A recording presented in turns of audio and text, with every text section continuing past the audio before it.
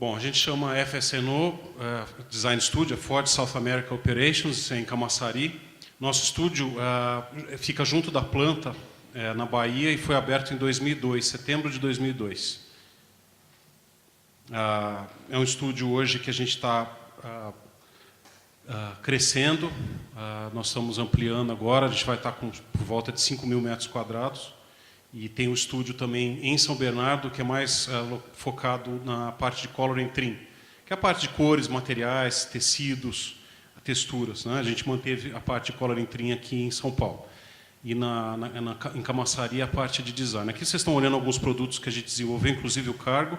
São fotos mais antigas, eu não pude mostrar fotos mais recentes por causa dos produtos que a gente está desenvolvendo.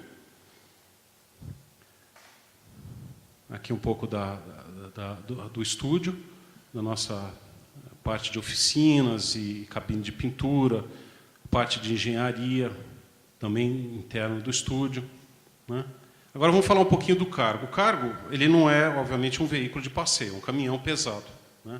E foi um desafio bastante grande, porque a gente está acostumado a desenvolver veículos de passeio, e de repente você vai desenvolver um veículo pesado que tem um consumidor, um cliente completamente diferente de um veículo de passeio. Ou seja, o raciocínio, a expectativa que um consumidor de um caminhão tem é completamente diferente da de um carro. Então, como é que você começa o trabalho, efetivamente, de desenvolvimento de um caminhão? Foi o que foi falado hoje de manhã cedo. Na hora de você desenvolver design, não é pura e simplesmente você fazer estilo. Você tem que realmente entender o seu cliente e entender o que ele espera do produto que você vai desenhar. Então, esse é só mostrando um pouco o cargo anterior e o que seria o H534, que era o nome, o código do programa do novo cargo, né? O que seria esse caminhão? Público-alvo, né? A gente tem que entender esse público-alvo e definir quem são as pessoas que vão consumir o produto. Quem é?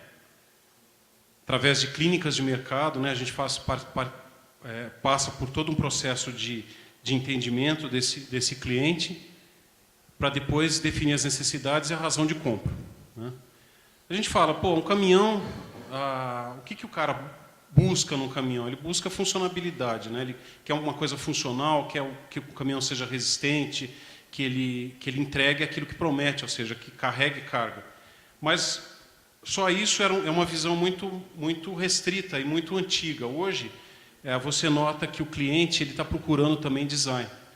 Por que ele está procurando design? Porque a imagem da companhia, a imagem que ele quer transmitir como empresa, de uma empresa moderna, de uma empresa conectada com o futuro, ou seja, ele não quer transportar o produto dele num caminhão antigo, num caminhão feio. Ele quer alguma coisa realmente que ilustre ou que mostre a companhia dele como um todo através do design do caminhão, né? Então, o design de interior, funcionalidade e conforto são fatores decisivos na compra do veículo comercial, ou seja, realmente você tem um cara ali dirigindo, às vezes 24 horas, dependendo do percurso que ele faz, ele quer realmente que seja confortável e funcional, e o exterior considerado secundário, mas muito valorizado como sinal de investimento e qualidade na frota, ou seja, que a empresa está investindo na imagem da companhia, influenciando também na satisfação e produtividade do motorista. Os consumidores, a gente criou na realidade, a gente colocou como 3 irmãos, né? Você tem o primeiro, que é o dono do negócio, né? E você tem outros 2 irmãos que são caminhoneiros, que usam o veículo no dia a dia. Só que o Brasil é muito extenso, né? Então você tem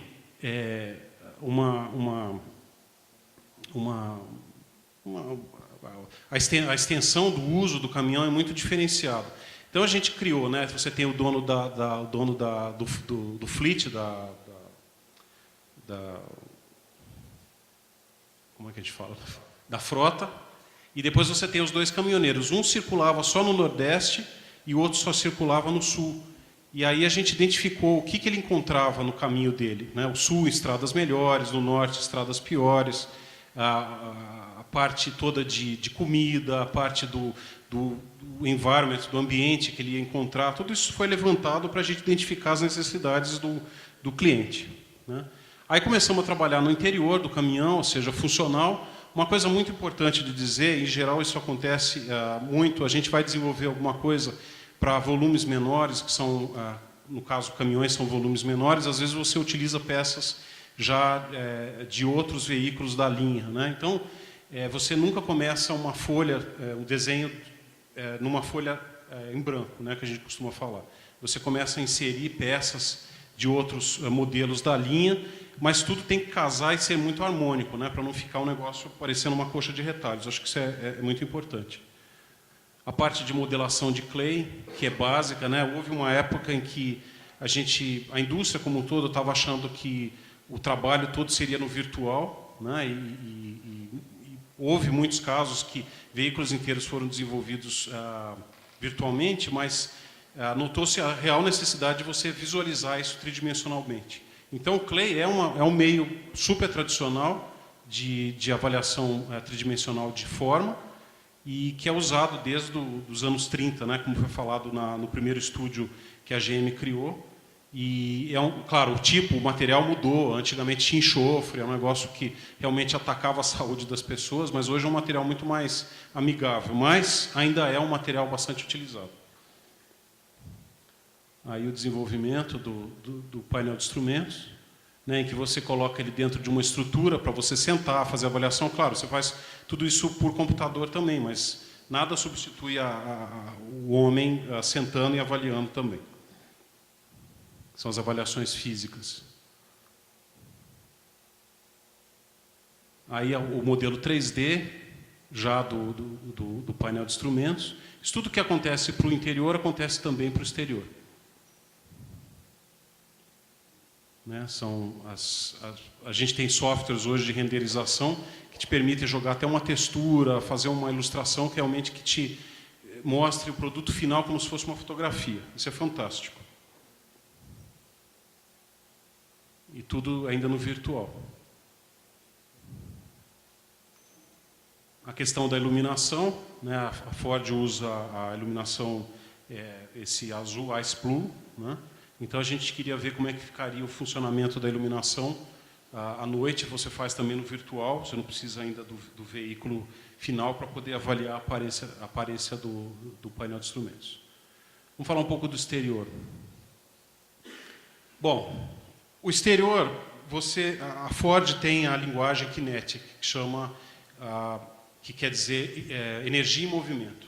E como transmitir energia em movimento para um caixote? Né? Porque o caminhão não deixa de ser uma caixa fechada, você não tem muita aerodinâmica. Como transmitir esse movimento? A gente tinha que transmitir força, né? Proteção, confiança, dinamismo, imponência e funcionabilidade. Ou seja, você juntar isso tudo num design ainda dá a linguagem que a Ford usa para o caminhão. Né? Alguns esquetes. Uma coisa muito importante que a gente trouxe para o caminhão foi a grade. A grade é um elemento visual que marca muito o design da Ford. Ou seja, esse primeiro elemento, vou falar aqui, ele já marcou bastante a frente do caminhão. E depois o trabalho que a gente fez com os defletores criou esse movimento, mesmo estando numa superfície mais chapada, ele deu esse movimento que a gente queria para a frente do caminhão. Claro, como eu falei, ainda continua chapado, é um caminhão, certo? Um flat face, que a gente chama, com cara chata, mas ele tem um movimento que a gente queria dar e trazer essa linguagem do Kinetic Design para o caminhão. A gente tinha algumas versões, como o Canavieira. Essa versão de cá, dá para você perceber que o para-choque é mais alto. Na realidade, é a versão Canavieira, que é aquela, entre aspas, off-road, que vai para o campo, como o próprio nome diz, Canavieira. Então, a gente precisa ter um ângulo de ataque muito maior, então ele tem um para-choque diferenciado. Mas a gente teve que manter a mesma linguagem. Aqui ainda algumas, na realidade não são esquetes, já são superfícies, né? O caminhão, ele tem o cargo, ele tem o maior oval da Ford mundial aplicado em um veículo. Ou seja, depois vocês vão lá fora, vocês vão observar o maior oval que existe em produção hoje é nesse cargo.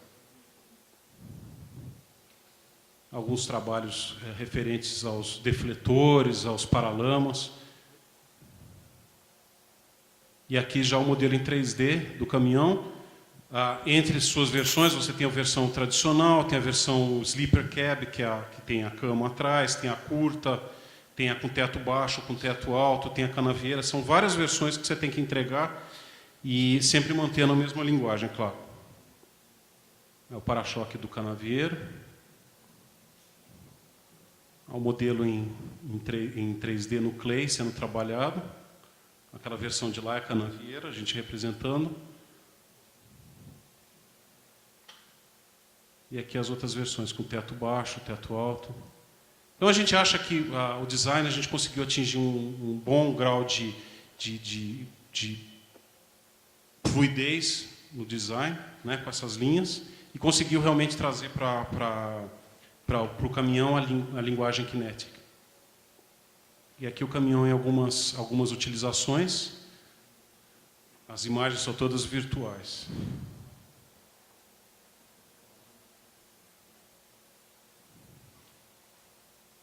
O bombeiro. Aqui no trabalho pesado, realmente, do campo. E aqui as versões, a canavieiro, a simples e a sleeper cab.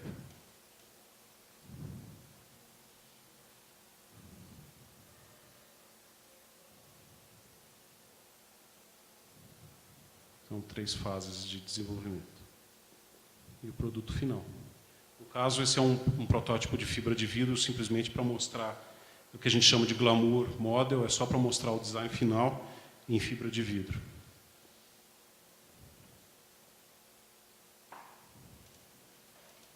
É isso aí, gente. Eu queria mostrar realmente para vocês, falar um pouco sobre o caminhão. Obrigado, gente.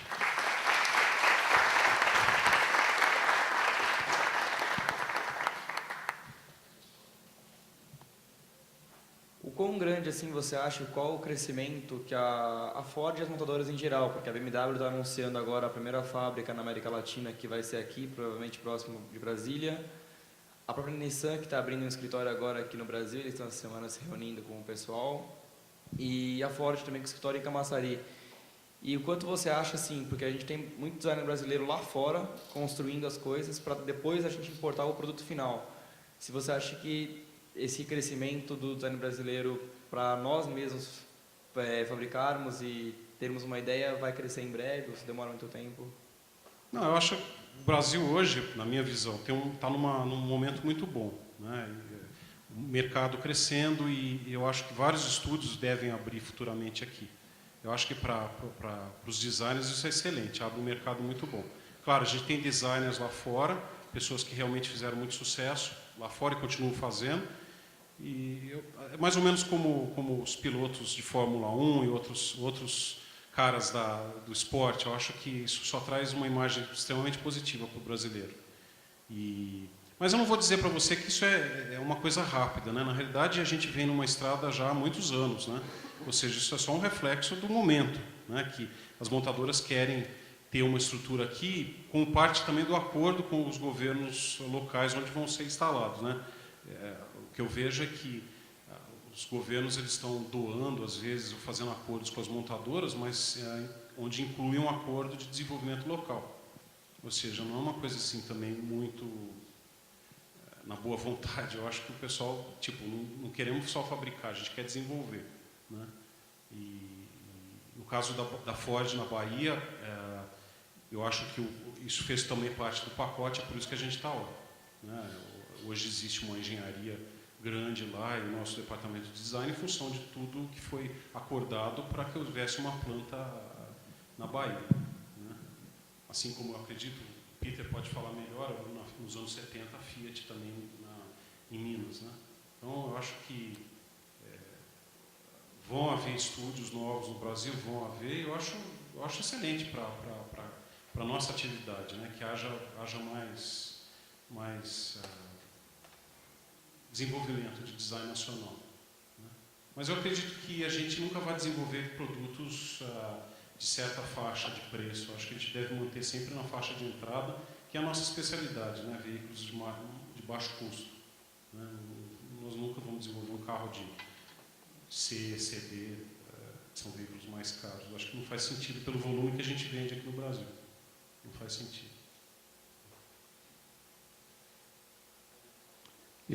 Boa tarde. Meu nome é Ali.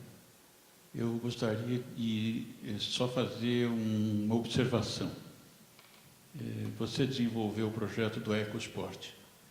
E a EcoSport mudou a cara da Ford no mundo.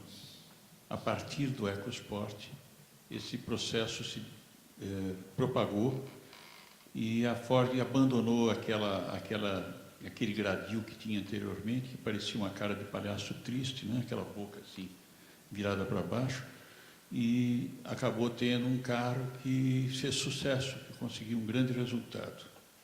Além do fato da EcoSport ser um exemplo citado, eu vi fora do Brasil, inclusive, como a forma como o design pode agregar valor a um produto, porque partindo de uma plataforma existente, o carro conseguiu alcançar preços quase o dobro da faixa do carro de origem e teve fila durante anos para obter o carro, para poder comprar o carro. Isso, de certa maneira, influenciou a aceitação da área de design dentro da Ford. Você já vinha de uma tradição muito interessante do Roberto Araújo, e eu gostaria de saber de como isso pôde mudar, porque no conceito moderno de indústria houve uma modificação muito grande, houve uma transformação. Então, essas coisas se internacionalizaram, né? Até que ponto isso favoreceu ao Brasil o fato de ter desenvolvido, ter projetado um veículo com tanto sucesso? Eu acho assim que, como eu falei há pouco, né, o Brasil ele deve se especializar mais em veículos de entrada de baixo custo. Eu acho que o Eco é um exemplo muito bom, onde o design foi aplicado e valorizou o produto, ou seja, você pode ter um veículo que tem um design mais sofisticado, mais elaborado, e você cobrar por isso, né? E eu acho que esses anos em que a gente está com o Eco, é isso que acontece. Eu acho que a gente criou um nome para o produto, criou uma imagem, criou um segmento, né? E eu acho que o fato dele ter sido criado aqui na América do Sul e ter tido o sucesso que teve até hoje, com certeza deu o crédito para que a montadora investisse mais no design local, na engenharia local, né? Hoje a Camaçari é um dos 5 centros de desenvolvimento que a Ford tem. Então você tem Detroit, você tem Danton na Inglaterra, Mercalist na Alemanha, na Austrália, em Melbourne, e Camaçari. Eu acho que realmente foi um ticket de entrada para esse grupo de desenvolvimento, com certeza.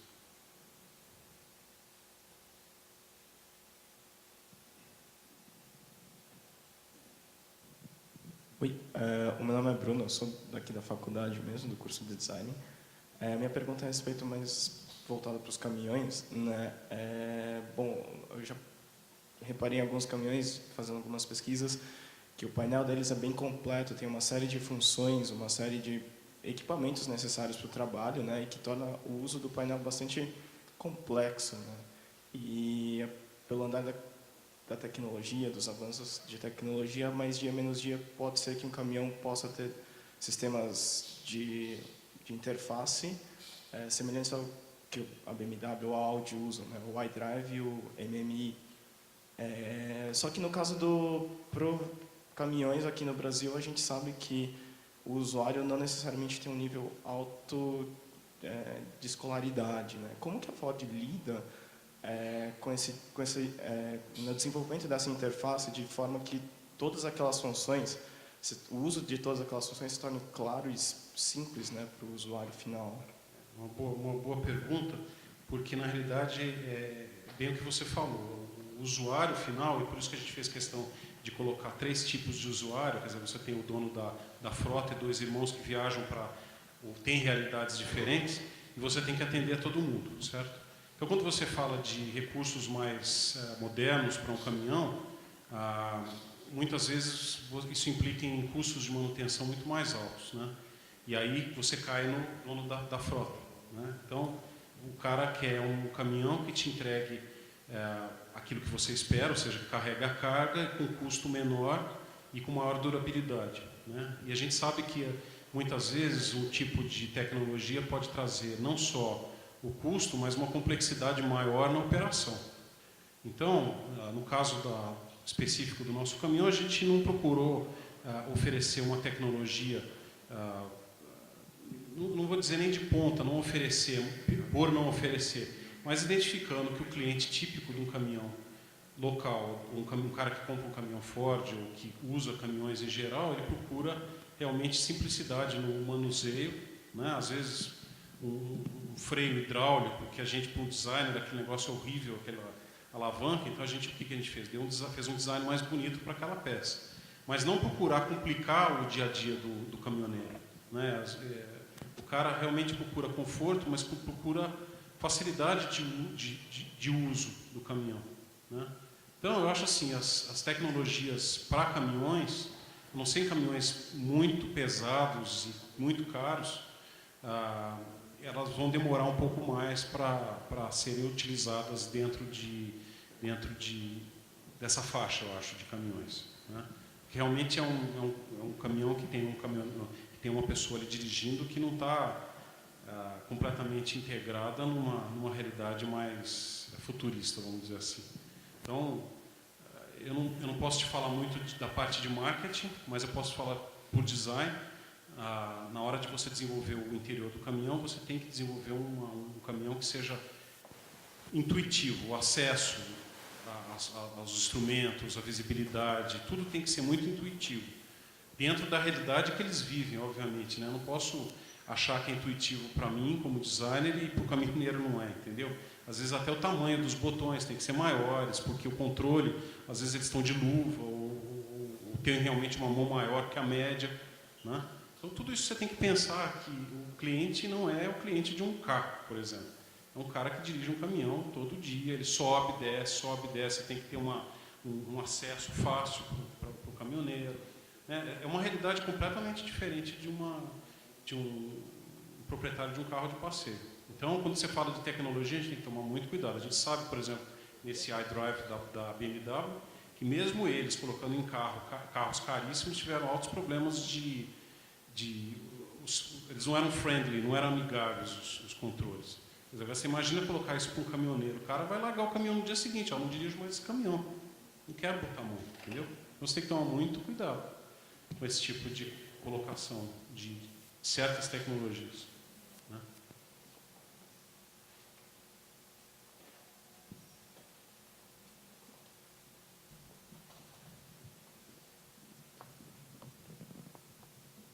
Olá, tudo bem?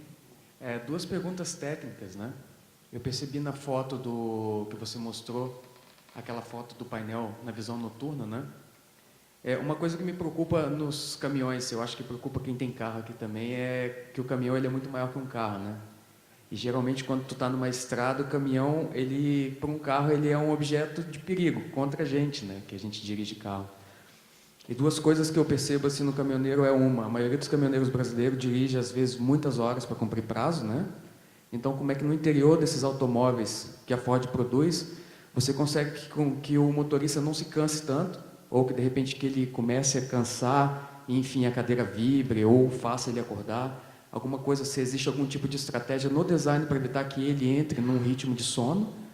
E a segunda, por exemplo, quando você tem um farol na cara assim, do motorista do caminhão, ele tende a ter um tipo de percepção visual. E depois, quando aquele farol some, como é que ele faz para interpretar o que está dentro da cabine? Se ele vai continuar lendo aqueles monitores de velocidade de uma forma correta ou não, se tem esse pensamento no momento de se projetar a cabine do caminhão, né?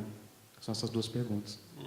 Bom, aí, como você falou, são detalhes mais técnicos, né, que eu vou te falar. Existem tecnologias, obviamente, de bancos que vibram, ou estalam, não sei exatamente o que pode fazer para carros.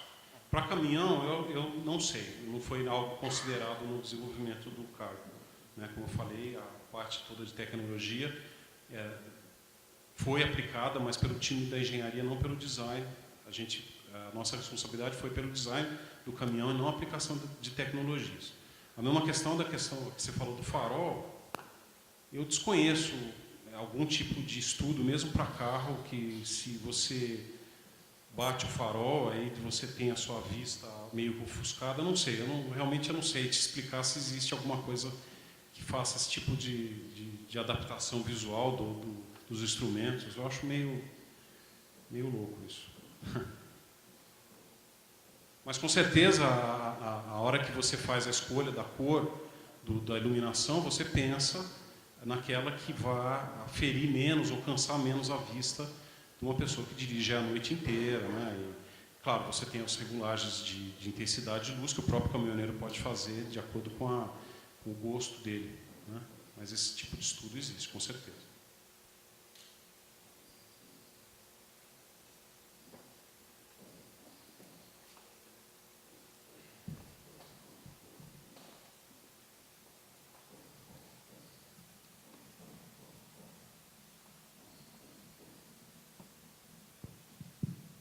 Estou sem óculos.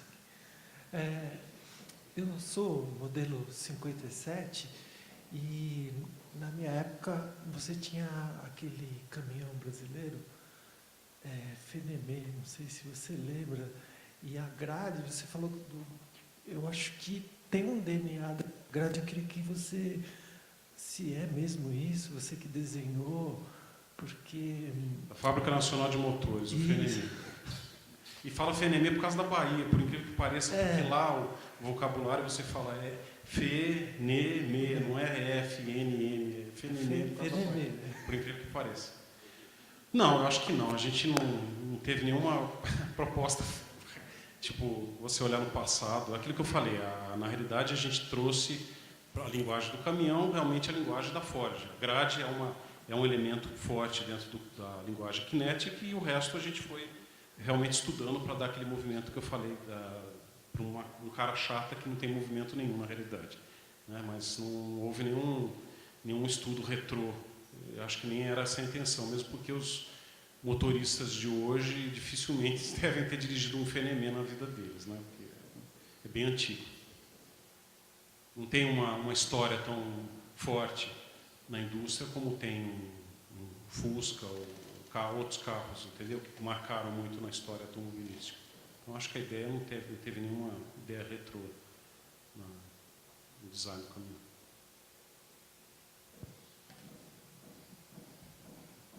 Oi, boa tarde. Gostaria de fazer duas perguntas. A primeira que você se referiu que, apesar de a gente ser um centro de design, no caso da Ford, daqui no Brasil agora, você falou que o foco ainda são veículos mais baratos, o foco, digamos, mais nacional.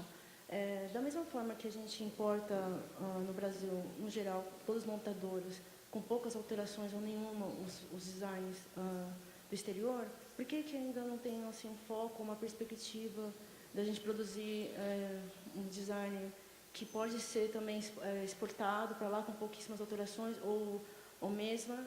Eu queria saber isso, por que não tem esse desenvolvimento.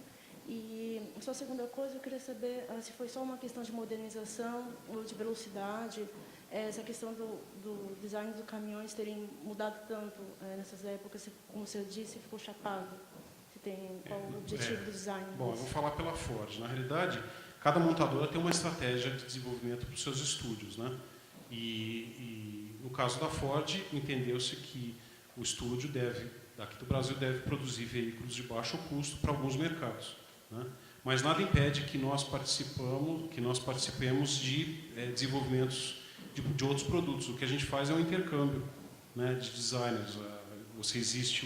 Existe o estúdio local que desenvolve certos produtos, assim como existe os Estados Unidos que desenvolve outros produtos, que podem ser globais ou não, locais, né? E existe o intercâmbio de profissionais para participar desses desenvolvimentos e dar a visão local. Lembra, você falou, a gente importa alguns veículos, mas a gente tem que ter profissionais que participem desse desenvolvimento para dar uma visão local do que é o design para alguns consumidores também, certo?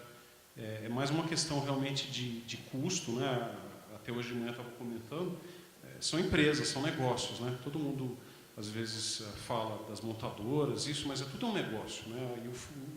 E no fundo é o lucro, né? Ninguém trabalha de graça, certo?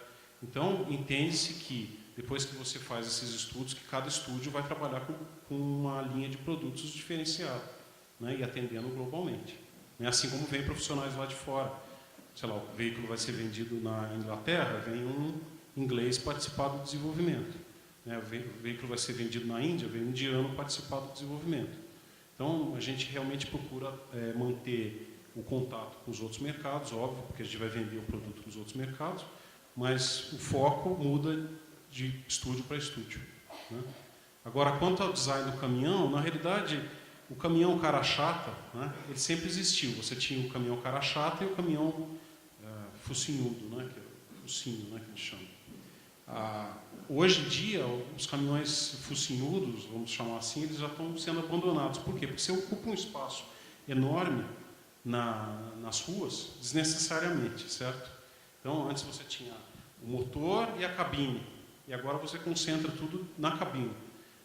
Você ganha a questão de espaço, muitas vezes espaço para carga, né? Aquele focinho todo que estava na frente da cabine, você transfere para trás o espaço, no entre-eixos, e você ganha em visibilidade, ganha em uma série de outras coisas que o outro caminhão, em mobilidade até, né? Você imagina um caminhão, você dirigir um caminhão com um capô enorme, para você visibilidade, é péssimo, né? Você acha difícil, igual eu estacionei o caminhão aqui hoje, matei metade do jardim, eu não sei dirigir caminhão, na realidade eu arrisquei, e imagina fazer isso com um caminhão que tem uma frente enorme, né? Então esse é um dos grandes motivos em que a indústria toda está migrando. Agora, caminhões extra pesados, igual existe nos Estados Unidos e na Austrália, a Austrália também tem caminhões pesadíssimos, eles mantêm ainda à frente por uma questão de package, que a gente fala, de espaço para o motor, que o motor é um negócio monstruoso que você não consegue colocar debaixo da cabine.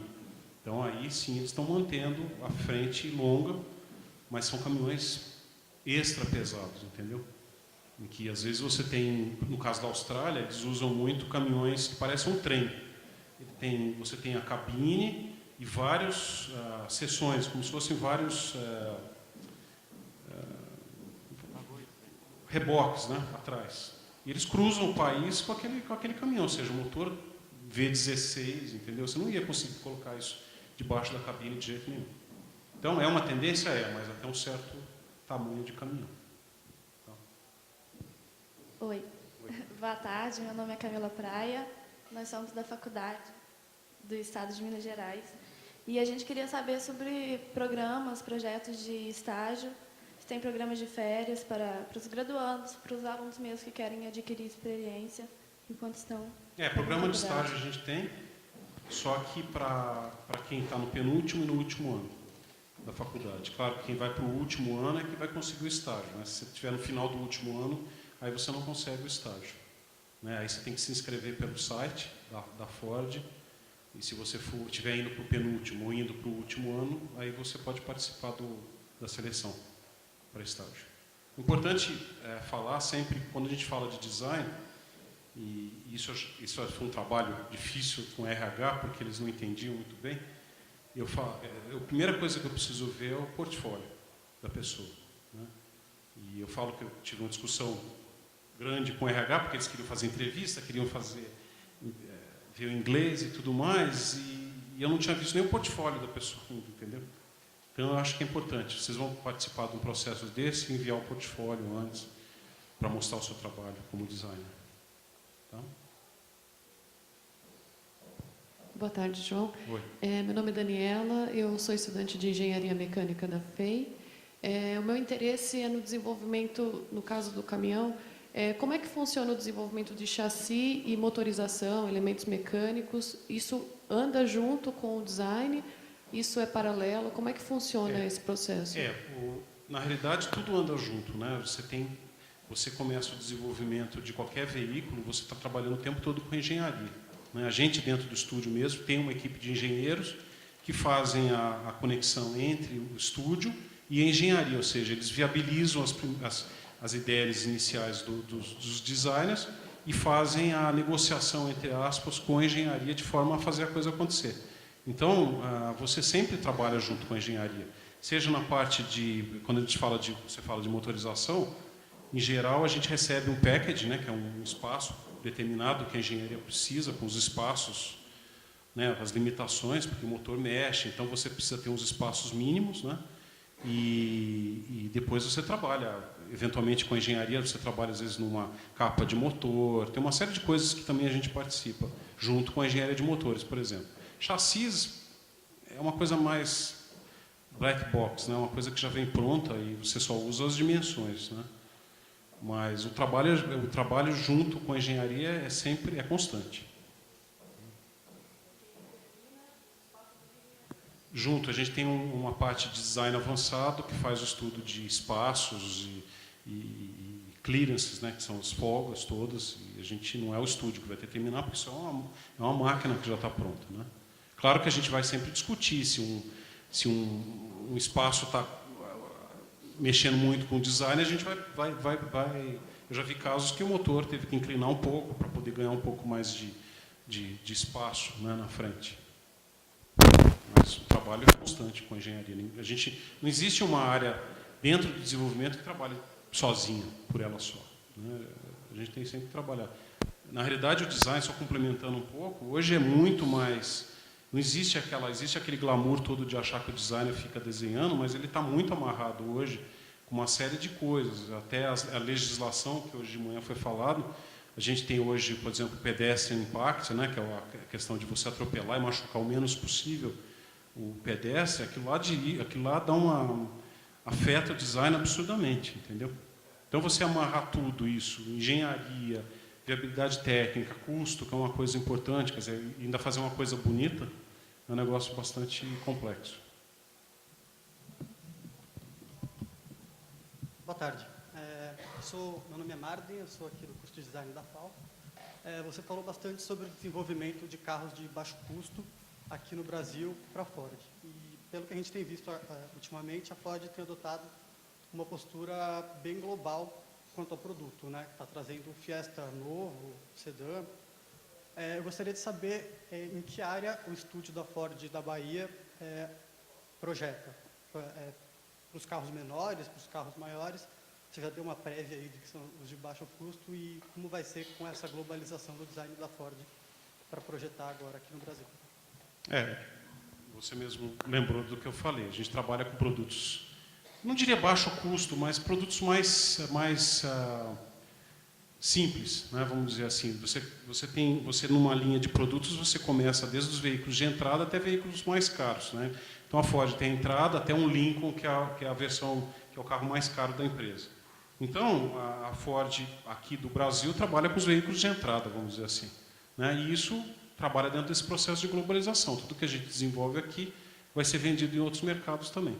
Assim como certos veículos são desenvolvidos na Alemanha e na Inglaterra, vão ser vendidos em outros mercados, como está sendo vendido agora o New Fiesta, que foi desenvolvido na Alemanha. Então é assim que a gente trabalha. Opa, fácil.